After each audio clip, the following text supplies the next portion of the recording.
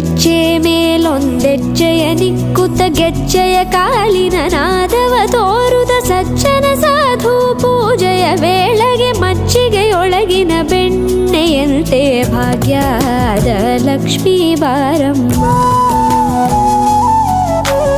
ಹೆಜ್ಜೆ ಮೇಲೊಂದೆಜ್ಜೆಯ ನಿಕ್ಕುತ್ತ ಗೆಜ್ಜೆಯ ಕಾಲಿನ ನಾದವ ತೋರುದ ಸಜ್ಜನ ಸಾಧು ಪೂಜೆಯ ವೇಳೆಗೆ ಮಜ್ಜಿಗೆಯೊಳಗಿನ ಬೆಣ್ಣೆಯಂತೆ ಭಾಗ್ಯದ ಲಕ್ಷ್ಮೀ ಬಾರಮ್ಮ.